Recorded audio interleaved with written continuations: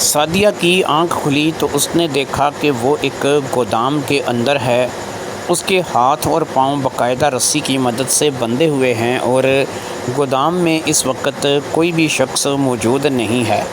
وہ کوئی اناج کا گودام لگ رہا تھا، ایک ایسا گودام کہ جہاں پر آٹا، دالیں، چاول وغیرہ اس قسم کی چیزیں سٹور کی جاتی ہیں۔ اسے اچھی طرح سے یاد تھا کہ جب وہ کالج سے نکلی تھی تو وہ ٹھیک ٹھاک تھی، اور پھر اچانک سے اس نے ایک جگہ کچھ نیاز بٹتی ہوئی دیکھی۔ ایک شخص تھا جو کہ نیاز بانٹ رہا تھا۔ اس نے بھی نیاز لینی مناسب سمجھا، کیونکہ ظاہری بات ہے کہ اسے اس وقت ہلکی ہلکی بھوک لگ رہی تھی، اور وہ شخص جو ہے وہ کچھ مٹھائی نیاز کے نام پر بانٹ رہا تھا۔ اور بھی بہت سے لوگوں کی بھیڑ تھی، اور یہ لوگ کالج کے قریب ہی تھے۔ اس نے اس شخص سے اس نیاز کی چند ٹکریاں جو کہ مٹھائی کی شکل میں تھی لیں، اور اس کے بعد وہ اس مٹھائی کو کھاتے ہوئے پیدل ہی اپنے گھر کی طرف بڑھتی چلی جا رہی تھی۔ یہ اس کا روزانہ کا معمول تھا کہ وہ کالج آتی بھی پیدل تھی اور کالج سے جاتی بھی واپسی پیدل ہی تھی۔ وہ اپنے گھر کی طرف بڑھتی چلی جا رہی تھی کہ اچانک سے اس کا سر بڑے زور سے چکرانے لگا، اور اسے ایسا لگا کہ جیسے اسے ایک دم بہت زیادہ نیند سی محسوس ہونے لگی۔ سر تھا کہ چکرا رہا تھا، سڑک تھی کہ نگاہوں کے آگے گھوم رہی تھی۔ اسے قریبی ایک بینچ جو کہ لکڑی کا بنا ہوا ایک بینچ تھا جو کہ ایک درخت کے نیچے لگا ہوا تھا نظر آیا۔ وہ اپنی اس خراب ہوتی حالت کو دیکھتے ہوئے اس بینچ کے اوپر بیٹھ گئی، اور پھر تھوڑی دیر تک اسے بالکل پتہ نہیں لگا کہ وہ کہاں پر موجود ہے اور اس کے ساتھ کیا ہوا ہے۔ لیکن جب اسے ہوش آیا تو اس نے اپنے آپ کو اس اناج کے گودام میں پڑا ہوا پایا، جہاں پر وہ ظاہری بات ہے کہ کسی کو نہ تو جانتی تھی، نہ پہچانتی تھی، نہ اسے پتہ تھا کہ اسے یہاں پر کیوں لایا گیا ہے۔ اس کے ہاتھ پاؤں باندھنے کا مقصد یہی تھا کہ کوئی بھی شخص تھا اسے کسی اچھے ارادے سے تو ظاہری بات ہے کہ یہاں پر لے کر نہیں آیا تھا، اور ظاہری بات ہے کہ غلط ارادہ وہ اچھے طریقے سے جانتی تھی۔ وہ اس وقت کوئی چھوٹی بچی نہیں تھی کہ اسے احساس نہ ہو کہ کچھ اس کے ساتھ ہو سکتا ہے۔ وہ اس وقت 20 برس کی ایک نوجوان لڑکی تھی، اور ظاہری بات ہے کہ 20 برس کی ایک لڑکی کو ہر بات کی سمجھ ہوتی ہے۔ اسے پتہ تھا کہ وہ ایک غلط جگہ پر پھنس گئی ہے۔ شاید اس نے ایسا لگا کہ جو مٹھائی اسے نیاز کے نام پر کھلائی گئی تھی اس مٹھائی کے اندر کچھ تھا۔ پھر وہ اس بات کو لے کر کے بے ہوش ہو گئی، اور بے ہوش ہونے کے بعد اسے یہاں پر اس جگہ پر لایا گیا تھا، اور وہ یہاں پر آ کر کے اس جگہ بیٹھ گئی تھی۔ یہ وہ باتیں تھیں کہ جن کو لے کر کے وہ بے حد پریشان تھی۔ اسے سمجھ نہیں آ رہا تھا کہ کون ہے کون نہیں ہے۔ اس کے منہ کو بھی باقاعدہ ایک کپڑے کی مدد سے باندھا گیا تھا، یعنی وہ بول تو سکتی تھی لیکن کے علاوہ وہ آواز نہیں نکال سکتی تھی۔ پھر بڑی عجیب سی چیز، ایک بڑی ہی عجیب سی سچویشن اس کے ساتھ چل نکلی۔ ایک عورت آتی، آ کر کے اس کا منہ کھولتی، اس کا ایک ہاتھ جو ہے وہ آزاد کر دیتی، اور اسے کھانا وغیرہ دے کر کے چلی جاتی۔ وہ اس سے جو بھی سوال پوچھتی وہ عورت اسے کسی قسم کا کوئی جواب نہیں دیتی۔ اسی طریقے سے وقت گزرنے لگا۔ قریب 7 دن کا وقت گزر گیا۔ 7 دن کے بعد ایک روز جب وہ عورت کھانا لے کر کے آئی، اس نے اسے کھانا دیا۔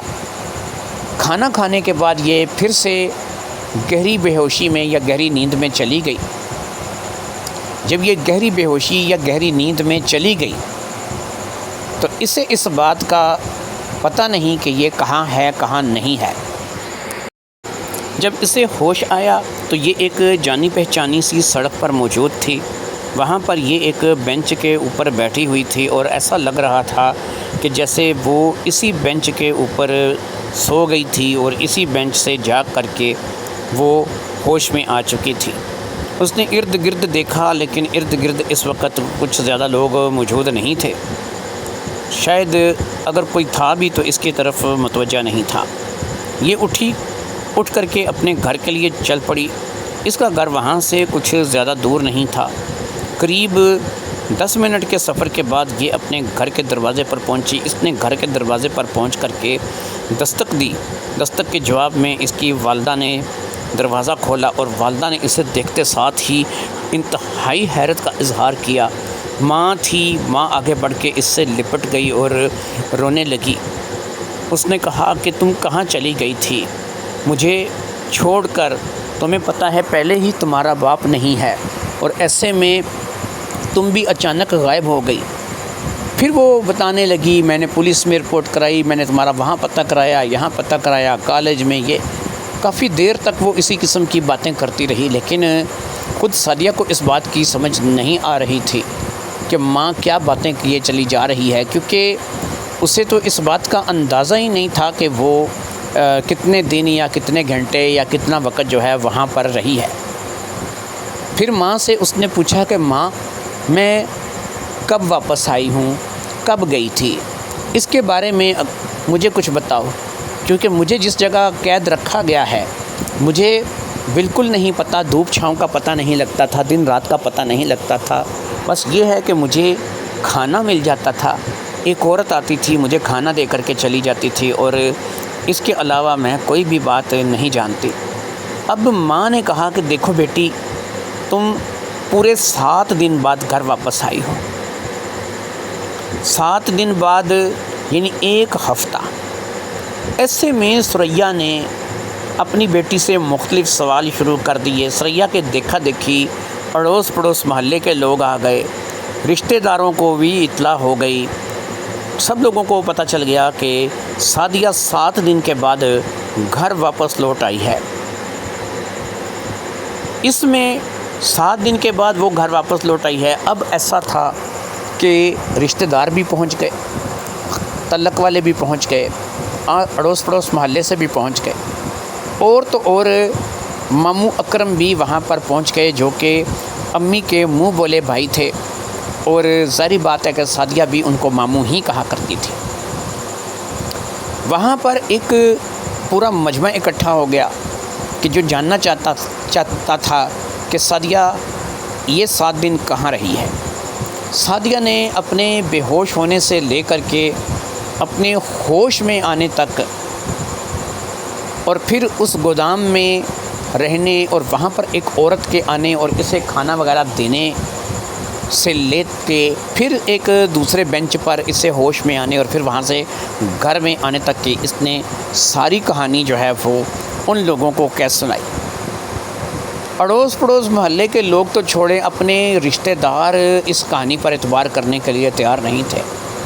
ایک نوجوان لڑکی جو کہ دکھنے میں خوبصورت ہو، ایک بھرپور جسم کی مالک ہو، نسوانی حسن کی کمی نہ ہو، ہر چیز قدرت نے وافر مقدار میں دے رکھی ہو، ایسے میں وہ لڑکی آ کر کے یہ کہے کہ میرے ساتھ کچھ بھی نہیں ہوا ہے، مجھے صرف کسی نے اس لیے رکھا ہے کہ وہ 7 دن تک مجھے کھانا کھلا سکے، مجھے جو ہے وہ میری خدمت خاطر تواضع کر سکے، اور اس کے بعد اس نے مجھے چھوڑ دیا ہے۔ یہ بات ظاہری بات ہے، اڑوس پڑوس محلہ تو چھوڑو، کسی رشتہ دار، کسی عزیز اور خود ثریا کے حلق سے نہیں اتر رہی تھی۔ کون جانتا تھا کہ لڑکی جوان ہے، لڑکی کے ساتھ کیا ہوا ہے۔ جب سعدیہ نے اس بات کو محسوس کیا تو اس نے کہا کہ ماں تم بھی میری بات کا یقین نہیں کر رہی ہو۔ کہنے لگی بیٹی کیسے کر لوں، آج کا وقت تو دیکھو، 7 دن تک تم گھر سے غائب رہی ہو، ایک نوجوان لڑکی ہو، اور نوجوان لڑکی 7 دن گھر سے باہر رہ آئے، نہ تو اپنوں میں نہ غیروں میں نہ ملنے والوں میں اس کی کوئی عزت رہتی ہے، اور تم کہہ رہی ہو کہ تمہارے ساتھ کچھ بھی نہیں ہوا، بس ایک خادمہ تھی جو کہ تمہاری خدمت کے لیے مامور تھی، وہ تمہیں وہاں پہ کھانا چائے پانی وغیرہ مہیا کر دیتی تھی، اور صرف اتنا ہے کہ تم وہاں پر 7 دن رہ کر کے کھا پی کر کے واپس چلی آئی. اور یہ ایک ایسی بات ہے کہ جو کسی بھی طرح سے کسی کے حلق سے بھی نہیں اترے گی، نہ اس بات کو لے کر کے کوئی آمادہ ہوگا نہ مانے گا. اس نے کہا ماں اچھا اگر تمہیں میری اس بات پہ یقین نہیں آ رہا تو تو ایسا کر، تو میری رپورٹ کروا لے، تو میرا میڈیکل کروا لے، اور میڈیکل کرنے کے بعد تمہیں اس بات کا خود پتہ چل جائے گا، اڑوس پڑوس محلے کو پتہ چل جائے گا، رشتہ داروں کو پتہ چل جائے گا کہ میں جیسی گئی تھی میں ویسے ہی واپس آئی ہوں، میرے ساتھ کسی نے مجھے انگلی تک نہیں لگائی. پھر میں ایک نوجوان لڑکی ہوں، اگر کچھ ہوتا تو مجھے پتہ نہ چلتا. اس لیے میں تمہیں پوری گارنٹی اس بات کی دیتی ہوں کہ میرے ساتھ کچھ بھی نہیں ہوا ہے، اور تو خواہ پریشان ہو رہی ہے. تو میرا میڈیکل کیوں نہیں کروا لیتی تاکہ تیرا شک دور ہو جائے، تیرا وہم دور ہو جائے. لہٰذا ثریا کے پاس اب اس کے علاوہ کوئی چارہ نہیں تھا کہ وہ سعدیہ کا میڈیکل کروائے.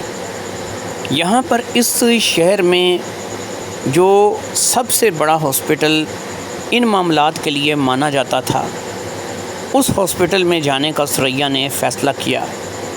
اڑوس پڑوس محلے میں سے بھی چند لوگوں نے کہا کہ ہم بھی ساتھ جائیں گے، جو بھی رپورٹ آئے گی ہمیں بھی پتہ چلے گا. 1-2 رشتہ دار بھی تھے جو کہ جانے کے لیے تیار ہو جائیں گے. ظاہری بات ہے کہ عورتیں تھیں جو کہ اس معاملے میں جانے کے لیے تیار تھیں، کیونکہ ہر ایک کو دوسرے کے گھر میں لگی آگ سیکنے میں مزہ آتا ہے، اور وہ دیکھنا چاہتی تھیں کہ یہ واقعی میں دودھ کی دھلی ہے یا پھر اس کے ساتھ کچھ ہوا ہے.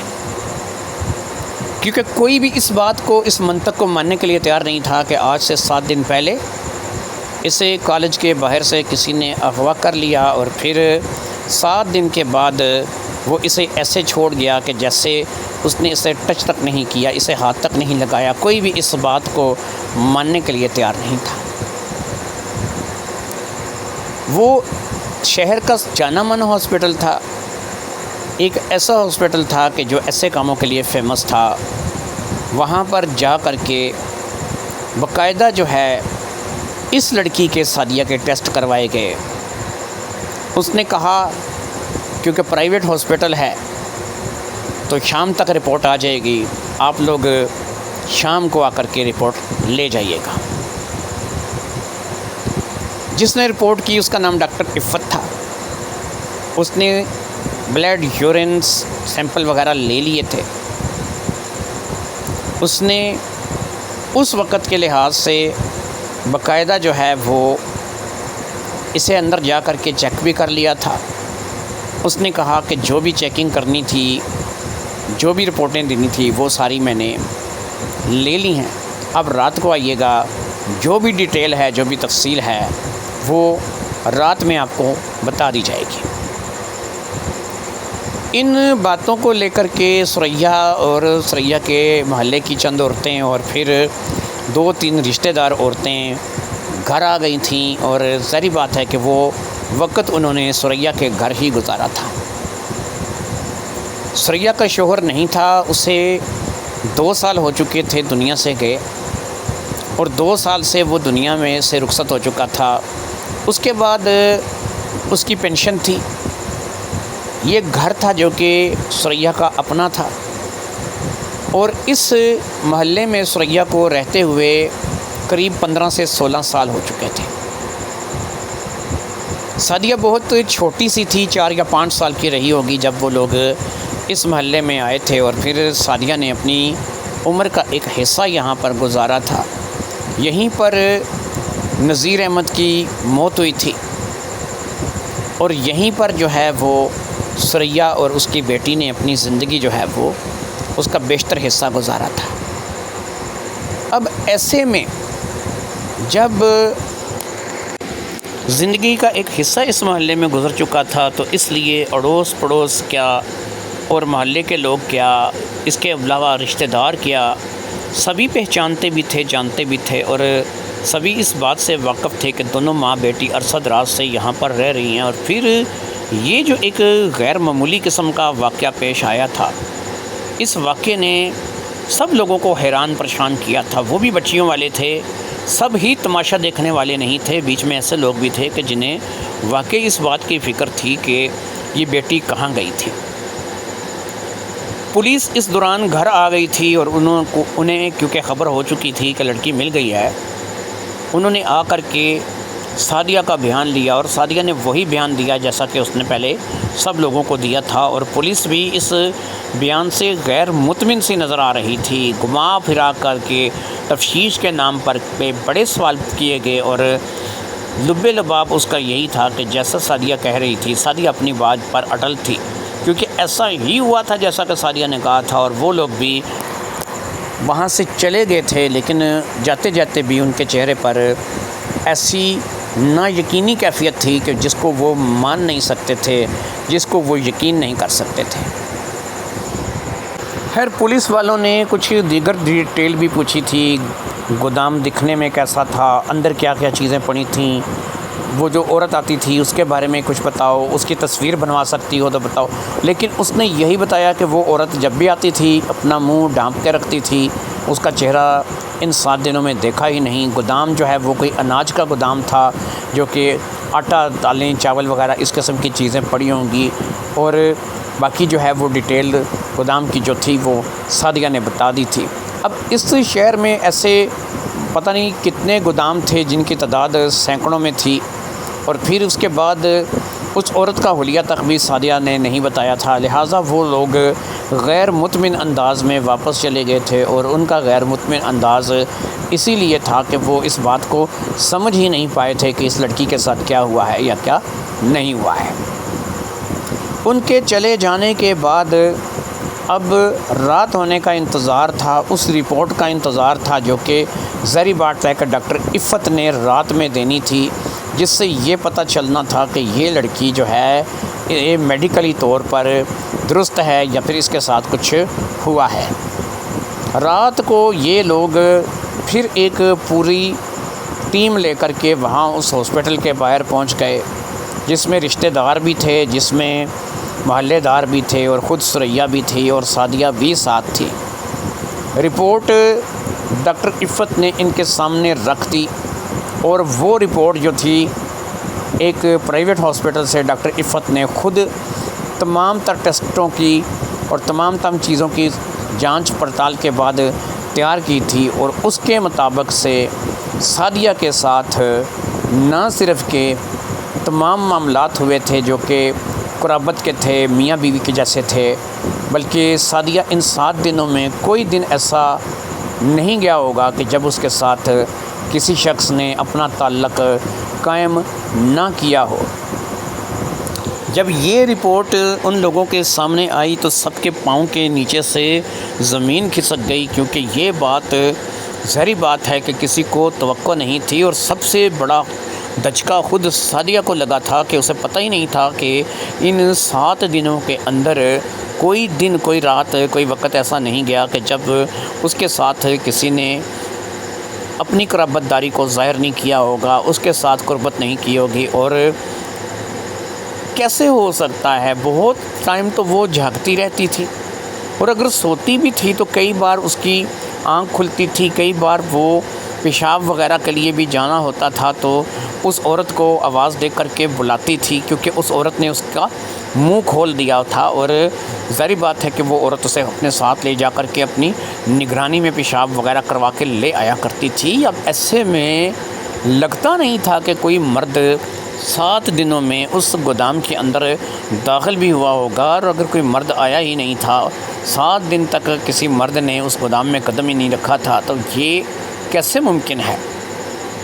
کیا ایسا تو نہیں کہ کہیں وہ کھانا وغیرہ کھا کر پھر وہ اسی کیفیت میں چلی جاتی ہو کہ اسے اپنے ارد گرد کا کچھ احساس نہ رہتا ہو، اور پھر ایسے میں کسی نے اس کے ساتھ کچھ ایسا کر دیا ہو؟ اگر ایسا تھا تو یہ بہت برا تھا، اور اسے سمجھ نہیں آ رہی تھی کہ ایسا کیوں کیا گیا ہے اور کس نے کیا ہے۔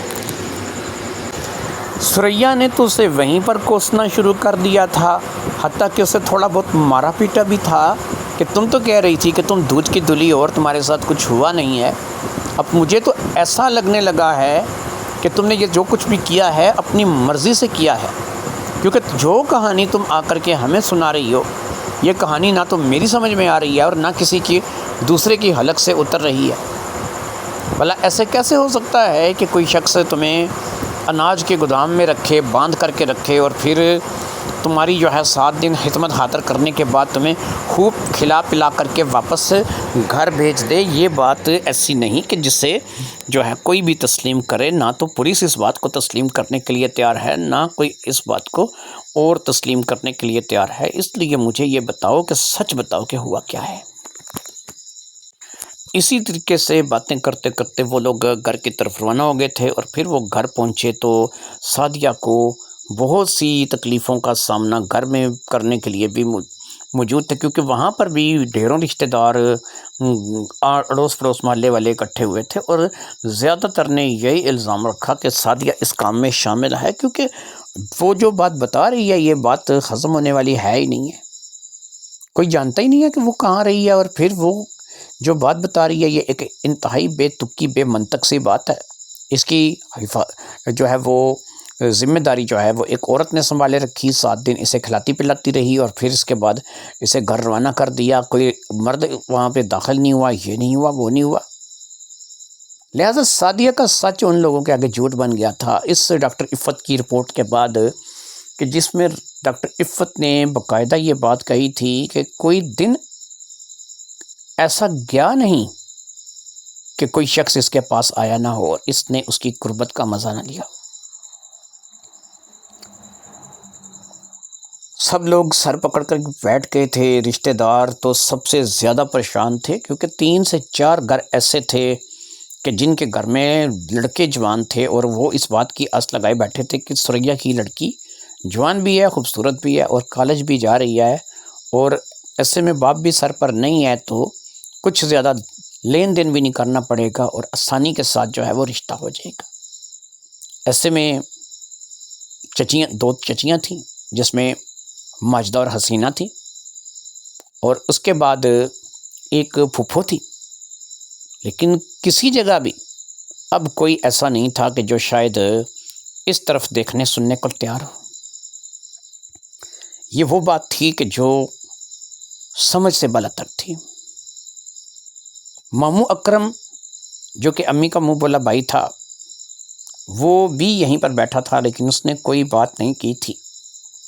وہ سب کو دیکھ رہا تھا، سب کیا کر رہے ہیں، کس طرف جا رہے ہیں، کون سی بات کر رہے ہیں، اس نے صرف ان چیزوں کو نوٹ کیا تھا۔ تمام لوگ گھر سے رخصت ہو گئے ایک ایک کر کے، ظاہری بات ہے کہ اپنے اپنے گھر جانا ہی تھا۔ سعدیہ کے گلے میں تو ایک ایسا ڈول تھا کہ جسے نہ چاہتے ہوئے بھی اسے بجانا پڑ رہا تھا۔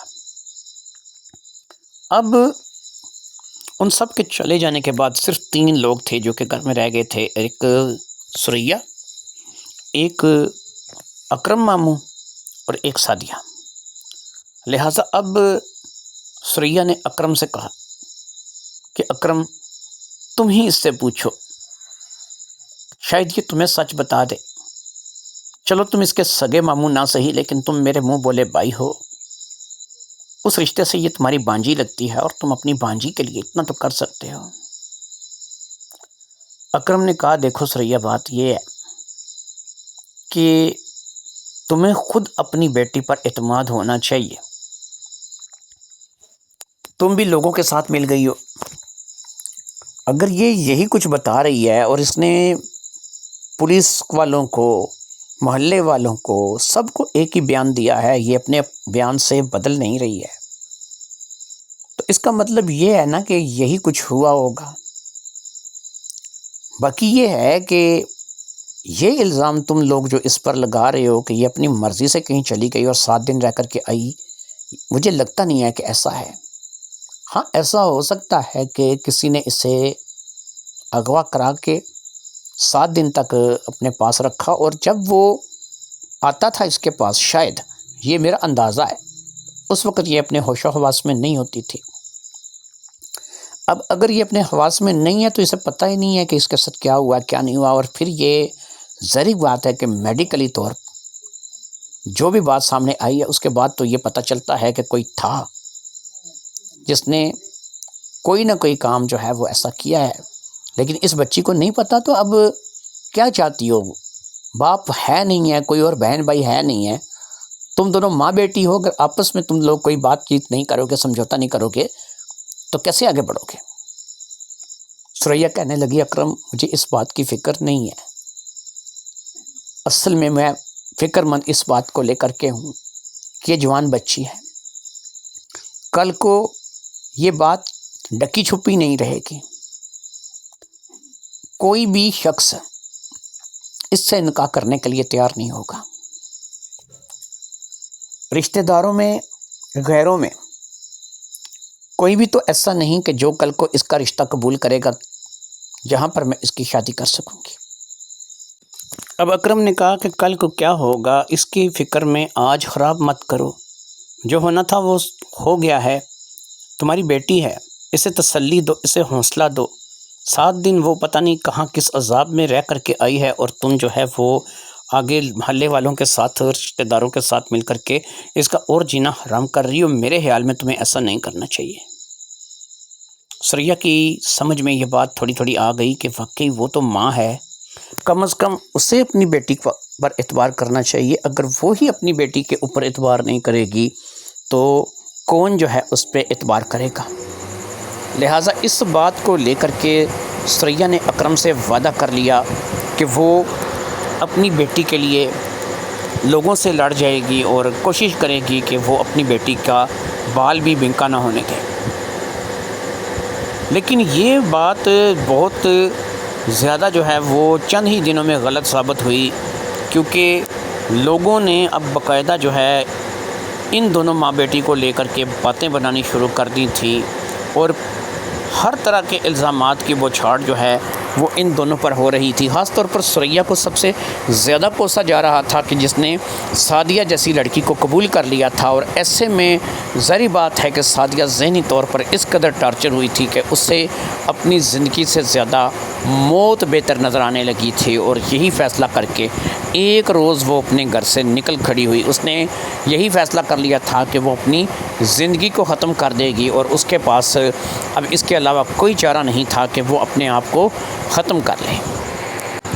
وہ اپنی ماں کو بغیر بتائے وہاں سے گھر سے نکل آئی تھی، اور پھر اس کا ارادہ یہی تھا کہ وہ قریبی نہر میں جا کر کے کود کر کے اپنی جان دے دے گی۔ وہ یہی چاہتی تھی کہ وہ ڈوب کر کے مر جائے، وہ نہر پر جا کر کے کود جائے۔ نہر کے اوپر ایک پل بنا ہوا تھا، وہ وہاں سے کودنے کا ارادہ رکھتی تھی، اور اس نے یہی سوچ لیا تھا کہ وہ ایسا ہی کرے گی۔ اتنے میں اکرم گھر آ گیا، اور اکرم نے دیکھا تو سعدیہ گھر پر موجود نہیں تھی۔ اس نے ثریا سے پوچھا تو اس نے کہا نہیں مجھے نہیں پتہ، صبح صبح کہیں نکل گئی ہے، بس یہیں کہیں ہوگی، آ جائے گی۔ دونوں اس بات کو لے کر کے بے فکر ہو کر کے بیٹھ گئے، لیکن اتنے میں ایک شخص جو کہ محلے میں ہی رہتا تھا وہ دوڑتا ہوا ان کی طرف آیا۔ اس نے بتایا کہ میں نے سعدیہ کو بڑے غصے کے عالم میں پل کی طرف جاتے دیکھا ہے، اور وہ شاید نہر والے پل پہ جا رہی ہے، اور ہو سکتا ہے کہ وہ جس موڈ میں لگ رہی ہے، جیسے اس کا تیور نظر آ رہا ہے، وہ کچھ بھی کر سکتی ہے۔ اب ثریا اور اکرم دونوں کو فکر ہونے لگی۔ فوری طور پر وہ اکرم کے موٹر سائیکل پر بیٹھ کر کے پیچھے بھاگی، اور پھر جب اس نے دیکھا کہ اس کی بیٹی واقعی نہر والے پل کے اوپر کھڑی ہے، اس نے اپنی بیٹی کو پکارا، لیکن وہ کودنے کے لیے تیار تھی کہ یہ ایک دم سے اس کے سر پر پہنچ گئے، اور اس کو کودنے سے پہلے یہ کیا پکڑتے، وہاں پر موجود ہی 2-4 لوگوں نے اسے پکڑ لیا۔ ظاہری بات ہے کہ انہوں نے بھی اسے کودتے ہوئے دیکھ لیا تھا، اور وہ کودنے ہی والی تھی کہ اسے پکڑ لیا گیا۔ یہ لوگ اسے سمجھا بجھا کر گھر لے آئے، لیکن ظاہری بات ہے کہ وہ ہتھے سے اکڑ چکی تھی، اسے سمجھ نہیں آ رہی تھی۔ وہ جس کالج میں پڑھتی تھی وہ اس میں بھی مذاق بن کر کے رہ گئی تھی۔ وہاں کے لڑکے لڑکیاں بھی اب اس کو باتیں بنانے لگے تھے، اس کو تانے کسنے لگے تھے۔ ہر کوئی یہی کہہ رہا تھا کہ یہ لڑکی اپنی مرضی سے کسی کے ساتھ 7 دن رہ کر کے آئی ہے، اور اس نے ایک ایسی بھونڈی کہانی آ کر کے سنائی ہے کہ جس پہ کوئی بھی اعتبار نہ کرے۔ نہ تو وہ کالج جا سکتی تھی، نہ وہ گلی محلے میں نکل سکتی تھی، نہ رشتہ داروں میں اس کی کوئی عزت تھی، نہ اس کی اپنے گھر میں کوئی عزت رہی تھی۔ ایسے میں اکرم نے ایک بات ثریا سے کی۔ اس نے کہا کہ دیکھو، میں تمہیں آج ایک بات کرنے جا رہا ہوں، اور ثریا تم اس بات کا برا مت ماننا، لیکن سعدیہ کو لے کر کے یہ میں بات کرنے جا رہا ہوں۔ سعدیہ اس وقت دوسرے کمرے میں تھی اور کمرہ وہ اندر سے بند کر چکی تھی۔ وہ شاید اندر کمرے میں جا کر کے رو رہی تھی، کیونکہ اب اس کی زندگی اسی طریقے کی ہو کر کے رہ گئی تھی۔ کوئی اسے اپنانے کے لیے تیار نہیں تھا، کوئی اسے اپنا نہیں سمجھتا تھا، اور ہر جگہ باتیں ہی سننے کو مل رہی تھیں۔ ایسے میں اکرم نے کہا کہ دیکھو ثریا، میں تمہیں جو بات کہنے جا رہا ہوں، تمہیں شاید میری بات کا یقین نہیں آئے گا، ہو سکتا ہے تمہیں میری بات بری بھی لگے۔ اس بات کو لے کر کے تم ہو سکتا ہے میرے ساتھ کچھ ناراضی بھی اختیار کرو، لیکن مجھے اس کے علاوہ اور کوئی چارہ نظر آ نہیں رہا۔ اگر تم چاہو تو میرا نکاح سعدیہ کے ساتھ کر دو، میں اس کے ساتھ شادی کر کے اسے اپنی بیوی بنا لیتا ہوں، اسے وہ عزت مل جائے گی جو کہ معاشرے میں کوئی دوسرا اسے دینے کے لیے تیار نہیں ہے۔ ثریا نے کہا اکرم، یہ کیسے ممکن ہے؟ تم اس وقت 40 سال کے ہو، سعدیہ اس وقت 20 سال کی ہے، تم دونوں کی عمروں میں آدھا فرق ہے۔ ٹھیک ہے، میں مانتی ہوں کہ تمہاری شادی نہیں ہوئی، تم نے آج تک شادی نہیں کی، نہ تمہاری بیوی ہے نہ بچہ ہے، تمہارا گھر بار بھی اپنا ہے اور تمہارا کاروبار بھی اچھا ہے۔ یہ سب باتیں وہ باتیں ہیں کہ جن باتوں کے چلتے میں اگر سعدیہ کا رشتہ تمہیں دے بھی دوں تو کیا سعدیہ جو کہ تم سے آدھی عمر کی ہے وہ تمہارے ساتھ خوش رہ سکے گی؟ کیا میں اپنی بیٹی کو چند باتوں کے چلتے کہ اس کے ساتھ ایک حادثہ ہوا ہے اور اس حادثے کے بعد وہ گھر لوٹی ہے تمہیں سونپ دوں؟ دیکھو، مجھے تمہاری نیت پر شبہ نہیں ہے، شاید تم نے جو حالات دیکھے ہیں ان حالات کو دیکھ کر کے ہی تم نے اس بات کا تجزیہ کیا ہے اور تم نے یہ بات کی ہے کہ تمہیں ایسا کرنا چاہیے۔ لیکن میرے بھائی، تم میرے منہ بولے بھائی ہو، ایسے میں اگر میں تمہارے ساتھ بھی سعدیہ کو بیاہ دیتی ہوں لوگ باتیں بنانے سے پھر بھی باز نہیں آئیں گے۔ اور پھر سب سے بڑی بات یہ ہے کہ سعدیہ کی زندگی وہ تم سے آدھی عمر کی ہے۔ اکرم نے کہا پہلی بات یہ ہے کہ اگر تم سعدیہ کو میرے ساتھ بیاہ دیتی ہو، میری شادی سعدیہ کے ساتھ ہو جاتی ہے، میرے خیال میں بہت سی زبانیں بند ہو جائیں گی، کیونکہ لڑکی اپنے گھر کی ہو جائے گی۔ دوسری چیز یہ ہے کہ جہاں تک عمر کا تقاضا ہے کہ میں اس سے دگنی عمر کا ہوں اور وہ مجھ سے آدھی عمر کی ہے، تو اس میں ایسا ہے کہ بہت سی شادیاں ہمارے اسی شہر میں، اسی علاقے میں ہوتی ہیں کہ جہاں پر آدمی بڑی عمر کا ہوتا ہے اور چھوٹی عمر کی ہوتی ہے، یا پھر عورت بڑی عمر کی ہوتی ہے، آدمی چھوٹی عمر کا ہوتا ہے، اور یہ کوئی ایسا نہیں ہے کہ ایسی شادی ہو نہیں سکتی۔ باقی میں نے تمہیں صرف ایک مشورہ دیا ہے، یہ نہیں کہا کہ تمہیں اس پہ عمل بھی کرنا ہے۔ اگر سعدیہ کا کوئی ہم عمر رشتہ ملے تو میں کہتا ہوں کہ یہ سب سے زیادہ بہتر ہے کہ تم اس کی شادی وہاں پہ کرواؤ۔ بلکہ میں ایسا کرتا ہوں کہ 3-4 لوگ جو کہ رشتہ کروانے والے ہیں، جس میں کچھ عورتیں ہیں کچھ مرد ہیں، ان سے اس سلسلے میں بات کرتا ہوں۔ میں امید کرتا ہوں کہ وہ کوئی نہ کوئی رشتہ جو ہے اس بچی کا ڈھونڈ نکالیں گے اور یہ بچی جو ہے شادی کر کے اپنے گھر کی ہو جائے گی۔ مجھے کوئی شوق نہیں ہے اس سے شادی کرنے کا، لیکن جو حالات میں نے دیکھے ہیں ان حالات کے چلتے بس ایسے ہی میں نے بات کر دی ہے۔ تم سمجھو میں نے تم سے بات کی نہیں ہے۔ اگلے ہی روز سے اکرم اور ثریا نے اب ایک نیا کام پکڑ لیا تھا کہ انہوں نے 3 سے 4 لوگ جو کہ یہاں پر میچ میکر تھے، جو کہ رشتے کروانے والے تھے، ان کے ساتھ اس سلسلے میں بات چیت کا آغاز کر دیا تھا باقاعدہ جو ہے اس سلسلے میں لڑکی کی تصویر، لڑکی کا بایو ڈیٹا، یہ سب کچھ دے کر کے بات شروع کر دی تھی۔ قریب ایسے کاموں میں 2 مہینے گزر گئے۔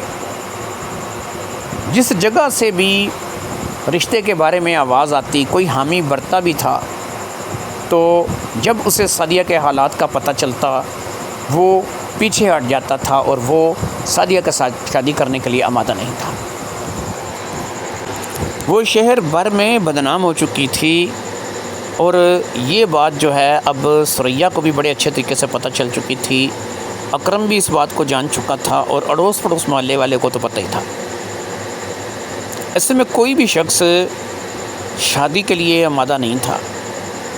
ادھر آج تک یہ پتہ نہیں لگا تھا کہ وہ کون سے گودام میں رہی ہے، وہ کہاں پر رہی ہے، 1 ہفتے تک اس کے ساتھ کیا ہوتا رہا ہے، کیا واقعی وہ کسی ایسے انسان کے پاس رہی ہے کہ جس نے 1 ہفتے تک اس کے ساتھ اپنا تعلق بنائے رکھا ہے۔ وہ 1 ہفتے تک اس کے ساتھ تعلق بنائے رکھا ہے تو ظاہری امر ہے کہ وہ کوئی نہ کوئی انسان ہوگا، لیکن سعدیہ کے ذہن میں تو ایک خواب کی طرح بھی کچھ نہیں تھا۔ اسے لگ ہی نہیں رہا تھا کہ اس کے ساتھ کچھ ہوا ہے۔ وہ اب بھی اپنے آپ کو کنواری مانے بیٹھی تھی، اسے ایسا لگ رہا تھا کہ وہ ابھی بھی کنواری ہے۔ 2 مہینے گزر جانے کے بعد اور مختلف جگہوں سے رشتوں کے بارے میں انکار سننے کے بعد ثریا کو آٹے دال کا بھاؤ پتہ چل گیا تھا۔ اسے اس بات کا پتہ چل گیا تھا کہ جو بھی ہے، جیسے بھی ہے، اب اس لڑکی کی شادی اس کے بس میں نہیں ہے۔ اکرم کی زندگی بھی بڑی عجیب تھی۔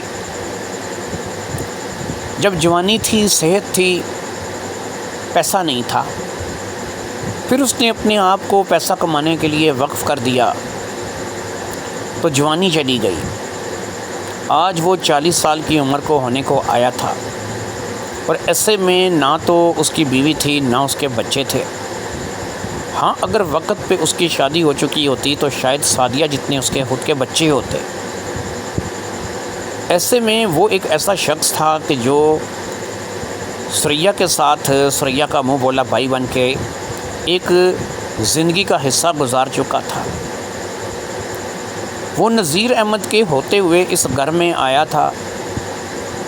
وہ نذیر کا دوست تھا، اور نذیر کی دوستی اسے اس گھر تک لے آئی تھی۔ پھر اس نے سعدیہ کو بانجی اور ثریا کو بہن بنا لیا تھا، اور نذیر کے ساتھ بھی اس نے ساری زندگی دوستی کا حق ادا کیا تھا۔ ہر مشکل میں ان کے کام آیا تھا۔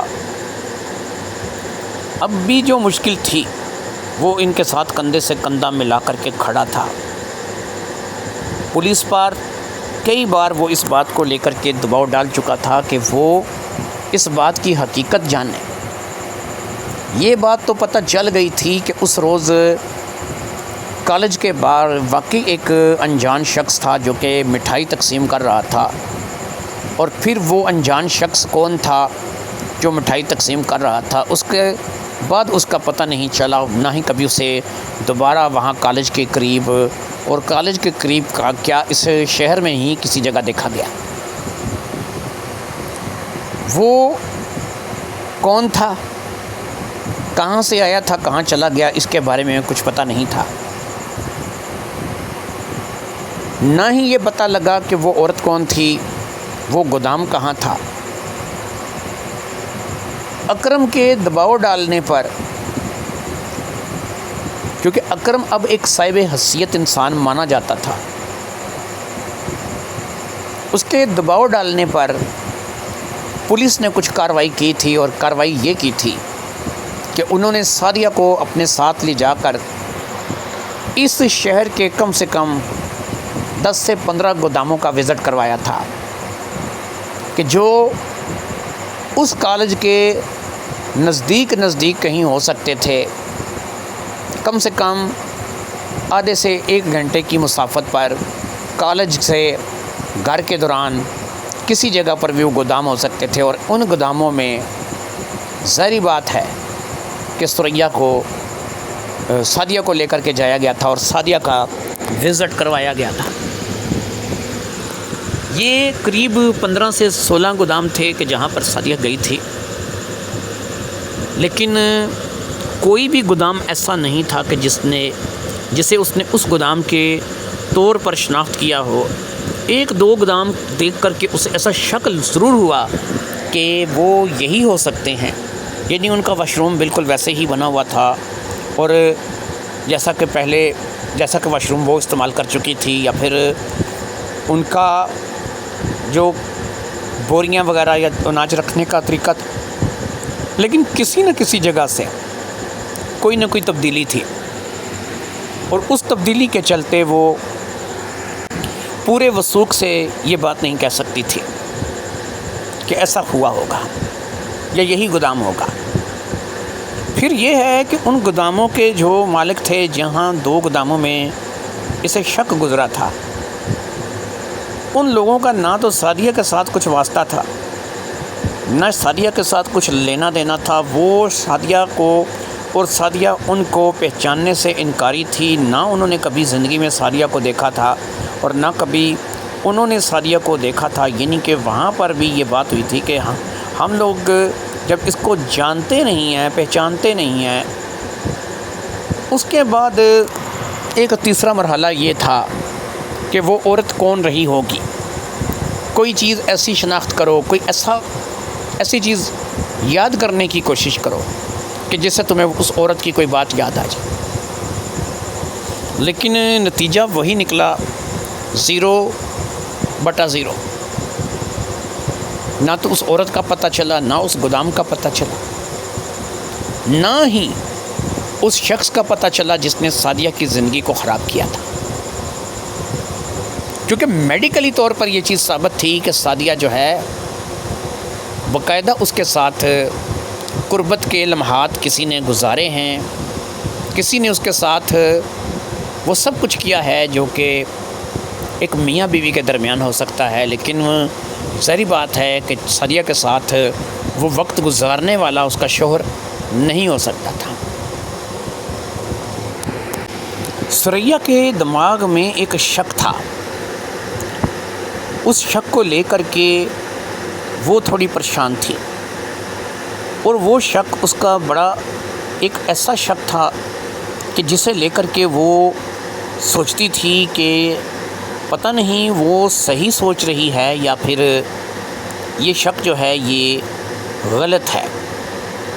لیکن یہ شک اس کے دماغ میں اس دن کے بعد بیٹھا تھا کہ جب اکرم نے سعدیہ کا رشتہ مانگا تھا۔ ثریا ایک ماں تھی، وہ جانتی تھی کہ سعدیہ بہت چھوٹی تھی کہ جب ہمارے گھر میں اکرم کا آنا جانا شروع ہو گیا تھا۔ ایسی کوئی چیز آج تک ثریا نے نوٹس نہیں کی تھی کہ جس کو لے کر کے وہ اکرم کی نظر میں سعدیہ کے لیے کچھ ایسی بات نوٹس کرے کہ جس سے ایک ماں کو یہ احساس ہو کہ وہ بیٹی میں کچھ اور ڈھونڈتا ہے، یا اس کی نگاہ کا مرکز کچھ اور مقامات ہوتے ہیں، جو کہ ظاہری بات ہے کہ وہ ماں ہونے کے ناطے سمجھتی تھی کہ ایسا نہیں تھا۔ لیکن جب اکرم نے سعدیہ کا رشتہ مانگا اور اس صورتحال سے اسے ابھارنے کے لیے کہا، ایک ماں ہونے کے ناطے اس کے اندر سے ایک آواز تھی کہ کہیں ایسا تو نہیں کہ یہ سب اکرم کا بچھایا ہوا جال ہو، اکرم نے ہی یہ سب کچھ کیا ہو اور آج وہ اس بات کا فائدہ اٹھا رہا ہو، کیونکہ اکرم بھی اپنی شادی کے لیے ڈھیروں کوشش کر چکا تھا۔ اس کی شادی ہونے کے امکانات تو تھے، یعنی آج اس کے پاس پیسہ بھی تھا، مکان بھی تھا، سب کچھ تھا، اس کی ایک حیثیت تھی، ایک سٹیٹس تھا، لیکن جو بھی رشتہ اسے ملتا تھا وہ اس کی عمر کا مطابق 30، 35، 34، 32، 38 سال کی کسی عورت کا ملتا تھا۔ ایسی عورتیں یا تو زیادہ تر بیوہ ہوتی تھیں یا مطلقہ ہوتی تھیں، کسی کے ساتھ بچے ہوتے تھے اور کسی کے ساتھ نہیں ہوتے تھے۔ بعض ایسی عورتیں تھیں کہ جو بانجھ ہوتی تھیں لیکن ان کی عمر زیادہ ہو چکی ہوتی تھی اور ان کو پہلے طلاق ہو چکی ہوتی تھی۔ کچھ عورتیں ایسی بھی تھیں کہ جو بیوہ بھی نہیں تھیں، طلاق شدہ بھی نہیں تھیں، بانجھ بھی نہیں تھیں، وہ کنواری عورتیں ہی تھیں، لیکن ان کی عمریں ظاہری بات ہے کہ اس قدر بڑھ چکی تھیں کہ اکرم ان کے ساتھ شادی کر نہیں سوچتا تھا، کیونکہ اکرم کو اولاد چاہیے تھی، اور اولاد ظاہری بات ہے کہ وہ سمجھتا تھا کہ اگر کوئی عورت زیادہ عمر کی ہو چکی ہے تو وہ ہو سکتا ہے کہ اولاد نہ دے سکے۔ وہ آج بھی سوچتا تھا کہ وہ ایک ایسی لڑکی سے شادی کرے کہ جو بچے پیدا کرنے کی صلاحیت رکھتی ہو، اولاد پیدا کر سکے، جو ایک خوش و خرم زندگی اس کے ساتھ گزار سکے، اور اس کے لیے وہ ہمیشہ رشتے والوں کو ایسی لڑکی کے لیے کہتا تھا کہ جس کی عمر زیادہ سے زیادہ 25 سے 30 کے درمیان ہو۔ دولت روپے پیسہ کے چلتے بہت سے لوگ ایسے رشتے دینے کے لیے آمادہ ہو جاتے ہیں، وہ اپنی 25-30 سال کی لڑکی بھی 40-50 سال کے مرد کے ساتھ بیاہ دیتے ہیں، لیکن انفارچونیٹلی یہاں پر ایسا ہو نہیں رہا تھا، اور اکرم کی ہر کوشش ناکام ہو چکی تھی۔ جتنے بھی رشتے والے تھے وہ بھی خاموش ہو کر کے بیٹھ گئے تھے۔ کبھی کبھار ہی اب 2-3 مہینے میں کوئی رشتہ ایسا آتا تھا کہ جو اکرم کو دکھایا جاتا تھا، لیکن ظاہری بات ہے کہ کوئی لڑکی اکرم کی ناک پر بھی نہیں بیٹھ رہی تھی۔ بھئی اگر اسی طریقے سے شادی کرنی تھی تو اس وقت ثریا بھی 37 سال کی تھی، زیادہ تو نہیں تھی۔ وہ اس کا منہ بولا بھائی تھا، سگا بھائی تو نہیں تھا، اس لیے وہ نذیر احمد کے مرنے کے بعد اس کے ساتھ شادی بھی کر سکتا تھا، اسے پناہ بھی دے سکتا تھا۔ اس کے آج ایسے حالات نہ ہوتے، یہ منہ بولا بھائی ہونے کا فرض تو نبھا رہا تھا، لیکن ظاہری امر ہے کہ یہ ثریا کو بھی اپنا سکتا تھا۔ اگر یہ ثریا کو کہتا، نذیر احمد کے مرنے کے بعد ثریا کو سہارے کی سب سے زیادہ ضرورت تھی، اور ظاہری بات ہے کہ سعدیہ بھی اس وقت چھوٹی تھی، اتنی زیادہ عمر تو نہیں تھی، لیکن پھر بھی اس وقت بھی سعدیہ جوان ہی تھی، کیونکہ نذیر احمد کو مرے صرف 2 سے 2.5 سال ہوئے تھے، اور اتنے عرصے میں سعدیہ 18 سے 20 کی ہو گئی تھی۔ اس نے ثریا کو ایسا کبھی نہیں کہا تھا کہ میں تم سے شادی کر کے گھر بسا لیتا ہوں۔ ثریا نے بھی کبھی ایسا سوچا نہیں تھا، کیونکہ وہ اسے بھائی ہی مانتی تھی، لیکن آج ثریا اس بات کو سوچنے پر آمادہ تھی کہ کہیں یہ سارا کھیل اسی کا رچایا ہوا تو نہیں ہے۔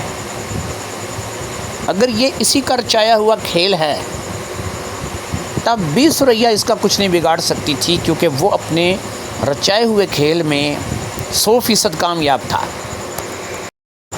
لیکن ایک بات ایسی تھی کہ جس کے ذریعے سے ثابت کیا جا سکتا تھا کہ یہ کام اکرم کا کیا ہوا ہے، یا پھر اکرم بھی اتنا ہی بے قصور ہے کہ جتنا ظاہری بات ہے کہ اسے ہونا چاہیے۔ اور وہ بات تھی کہ اگر اکرم کا DNA ٹیسٹ اس رپورٹ کے ساتھ میچ کروا دیا جائے جو کہ اس کی آئی تھی، جس رپورٹ کے مطابق اس کے ساتھ یہ سب کچھ ہوا تھا، کیا ڈاکٹر عفت اکرم کا DNA ٹیسٹ کرنے کے بعد کوئی ایسی رپورٹ تیار کر کے بتا سکتی ہے کہ جس سے یہ پتہ چلے کہ اس لڑکی کے ساتھ جو کچھ ہوا وہ کرنے والا اکرم ہے یا نہیں ہے؟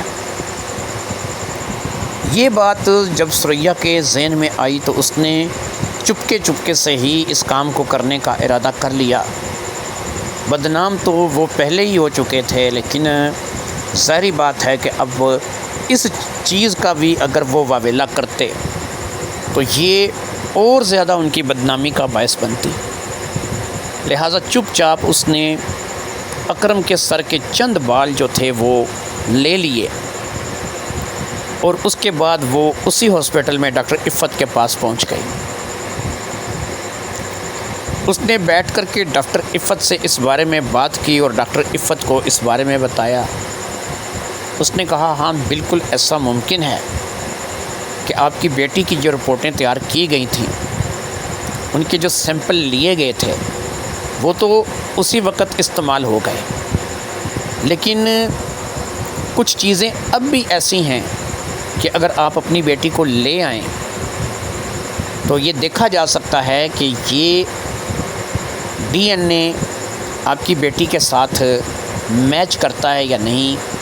آپ کی بیٹی کو اب بھی جو ہے وہ اس چیز کو دیکھا جا سکتا ہے، یہ رپورٹ تیار کی جا سکتی ہے۔ اس میں اگر آپ کا کسی پر شک ہے تو آپ اس میں مکمل طور پر شعور ہو سکتی ہیں کہ یہ کون ہے یا پھر آپ کی بیٹی کا مجرم کون ہے۔ سریا گھر واپس آ گئی اور آ کر کے اس نے سعدیہ کو اپنے ساتھ چلنے کے لیے کہا۔ سعدیہ اس کے ساتھ چل پڑی۔ سعدیہ وہاں پر گئی اور پھر سعدیہ کے دوبارہ کچھ سیمپلز وغیرہ لیے گئے۔ وہ اسے سعدیہ کو علیحدہ ایک کمرے میں لے گئی اور وہاں پر جا کر کے اس نے سعدیہ کی ایک دفعہ پھر جانچ کی۔ اس جانچ کے بعد اس نے سعدیہ کی رپورٹ اس ڈی این اے کے ساتھ میچ کرنے کے لیے بھیج دی اور شام تک کا وقت دیا کہ شام کو آ جاؤ، سب دودھ کا دودھ پانی کا پانی ہو جائے گا۔ سعدیہ کو نہیں پتہ تھا کہ یہ کیا ہو رہا ہے۔ وہ اگرچہ ایک کالج پڑھتی تھی، اس نے ماں سے پوچھا بھی، لیکن ماں نے کہا چپ رہو، میں جو بھی کر رہی ہوں وہ تمہاری بھلائی کے لیے کر رہی ہوں۔ اس نے ڈاکٹر عفت کو اس بات سے منع کیا تھا کہ وہ سعدیہ کو حقیقت سے آگاہ نہیں کرے گی، سعدیہ کو کچھ بھی نہیں بتائے گی، اور ڈاکٹر عفت نے ایک ماں کی بات کی لاج رکھی تھی اور اس نے سعدیہ کو کچھ بھی نہیں بتایا تھا۔ شام کو یہ ماں بیٹی پھر واپس وہاں اسی جگہ پہنچ گئے اور رپورٹ جو تھی وہ تیار تھی۔ ڈاکٹر عفت نے رپورٹ دی اور ظاہری بات ہے کہ سعدیہ اس وقت کمرے میں موجود نہیں تھی۔ سعدیہ کو باہر بینچ پر بیٹھنے کے لیے کہا گیا تھا اور یہ بات بھی عفت اور سریا کے درمیان ہوئی تھی۔ رپورٹ آ چکی تھی اور رپورٹ کلیئر تھی کہ دونوں ڈی این اے آپس میں میچ کر گئے تھے، یعنی سعدیہ کے ساتھ جس شخص نے قربت کی تھی، جو شخص سعدیہ کا قرب حاصل کرنے میں کامیاب ہوا تھا، وہ اکرم ہی تھا۔ اکرم ہی ایک ایسا انسان تھا کہ جس نے 7 دن تک سعدیہ کو اپنے پاس رکھا تھا، جس کے پاس سعدیہ 7 دن رہی تھی اور سعدیہ کو اس بات کی خبر تک نہیں ہوئی تھی کہ وہ کس حال میں کہاں پر اپنا وقت گزارتی رہی ہے، اس کے ساتھ کیا کچھ نہیں ہوتا رہا۔ یہ وہ باتیں تھیں کہ جو اس ڈی این اے رپورٹ سے ثابت ہو چکی تھیں، یعنی اس رپورٹ کے مطابق یہ گناہ گار اور کوئی نہیں، اکرم ہی تھا۔ سریا اس بات کو جان بھی گئی تھی اور اسے اس بات کی سمجھ بھی آ گئی تھی۔ اکرم کا رچایا ہوا سارا کھیل اس کی سمجھ میں آ گیا تھا۔ ظاہر بات ہے کوئی بھی شخص اپنی جوان بیٹی اکرم جیسے 40 سال کے انسان کو دینے سے رہا، اور ظاہر بات ہے کہ اگر ایسا نہیں تھا تو نہ جانے کب وہ کون سا لمحہ تھا کہ اکرم کے ذہن میں سعدیہ سما گئی اور پھر اس نے سعدیہ کے ساتھ یہ کھیل کھیلنے کا سوچا۔ سریا گھر آ گئی تھی، اس نے سعدیہ کو اس رپورٹ کے بارے میں کچھ بھی نہیں بتایا تھا، بس وہ اتنا جان چکی تھی کہ یہ سب کچھ کیا دھرا اکرم کا ہے۔ اب اس صورتحال میں اس کے پاس صرف ایک ہی چارہ تھا، اور وہ چارہ یہی تھا کہ وہ سعدیہ کے ساتھ اس سلسلے میں بات کرے۔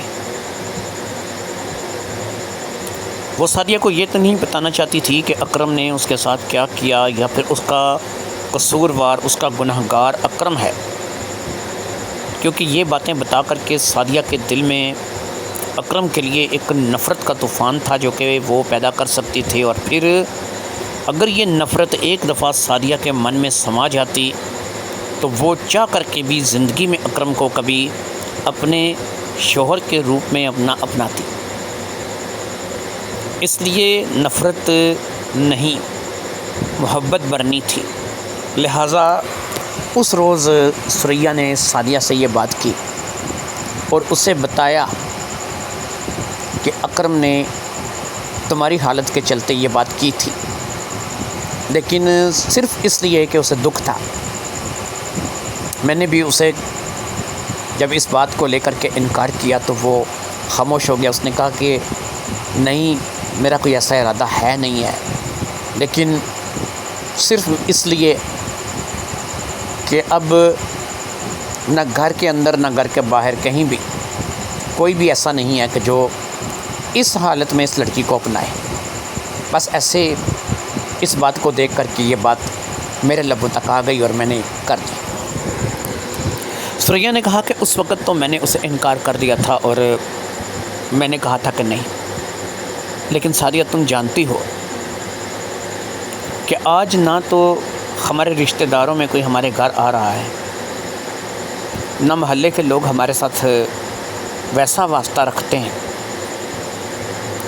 کہ جیسا کبھی ان کا ہمارے ساتھ ہوا کرتا تھا. سوائے ایک اکرم کے کوئی ایسا نہیں ہے کہ جو اس حالت میں ہمارے ساتھ کھڑا ہو. بس اگر تمہاری اپنی رضامندی ہو تو میں کہہ سکتی ہوں، نہیں تو نہیں، جیسے تم کہو گی ویسے ہو جائے گا. سعدیہ ٹوٹ چکی تھی، اسے کوئی راستہ نظر نہیں آ رہا تھا. وہ جانتی تھی کہ ماں سچ کہہ رہی ہے. ایسے میں اگر ماموں اکرم اسے اپنانے کے لیے تیار تھے، اس کے ساتھ شادی کر کے اسے عزت دینے کے لیے تیار تھے، تو اسے اعتراض نہیں ہونا چاہیے تھا. بچی نہیں تھی، سمجھدار تھی. لہٰذا اس نے اس بات کے لیے اقرار کر لیا کہ ٹھیک ہے، وہ ماموں اکرم سے شادی کرنے کے لیے تیار ہے. ثریا نے یہ بات اگلے ہی دن اکرم کو بتا دی. اکرم نے اپنے جذبات پر کنٹرول رکھتے ہوئے یہی کہا کہ بھئی دیکھ لو، ایسا نہ ہو کہ کل کو تم کہو کہ جوان بیٹی ہے اور مجھ بوڑھے کو دے دی ہے. ثریا نے کہا نہیں، میں نے سعدیہ سے اس بارے میں بات کر لی ہے اور سعدیہ کی رضامندی کے بعد ہی میں نے تجھے اجازت دی ہے. شادی کی تیاریاں شروع ہو گئیں. جب اڑوس پڑوس محلے میں اس بات کا پتہ لگا تو سب لوگ اس بات کو لے کر کے کچھ باتیں بنا رہے تھے، کچھ خوش تھے کہ چلو اسے ایک ور مل گیا، کوئی تو ہے جو کہ اس حال میں بھی اسے اپنا رہا ہے. ثریا جانتی تھی کہ حقیقت کیا ہے، لیکن وہ خاموش رہتی تو اسی میں اس کی بھلائی تھی. کبھی کبھی خاموش رہنا ہی صحت کے لیے اچھا ہوتا ہے. لہٰذا سعدیہ کی شادی، سعدیہ کا نکاح اکرم کے ساتھ کر دیا گیا اور وہ اس کی بیوی بن کر کے اس کے گھر چلی گئی. یہ شادی ہو گئی تھی اور اس شادی کو کرنے کے بعد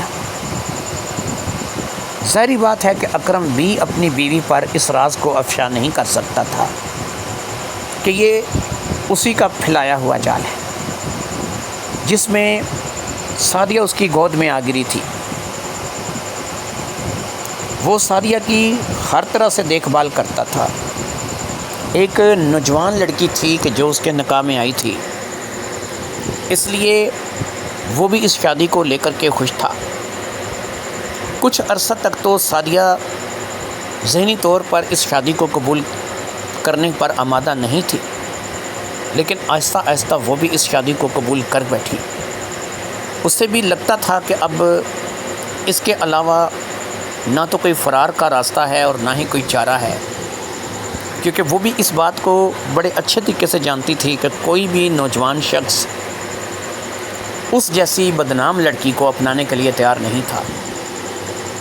وہ من ہی من میں ماموں اکرم کی، جو کہ اب ظاہری بات ہے کہ ماموں نہیں رہا تھا، اس بات کو لے کر کے قرض دار تھی، احسان مند تھی کہ اس جیسی لڑکی کو کہ جس کے اوپر ہزاروں بہتان لگ چکے تھے، اسے بھی اکرم نے اپنا لیا تھا۔ خیر زندگی ان دونوں کی اچھے سے گزرنے لگی، اور ان دونوں کی اچھی زندگی کے لیے بہتر تھا کہ عمر بھر ثریا اپنی زبان میں تالا لگائے رکھے اور اپنی زبان کو بند رکھے۔ وہ کبھی بھی اکرم اور اسے نہیں بتائے گی کہ حقیقت اسے پتہ ہے، اور وہ اس بات کو، اس راز کو سدا اپنے سینے میں دفن رکھے گی۔ شاید یہی اکرم کے لیے بھی اور سعدیہ کے لیے بھی بہتر ہے، اور ان کی آئندہ زندگی کے لیے شاید یہی بہتر ہے۔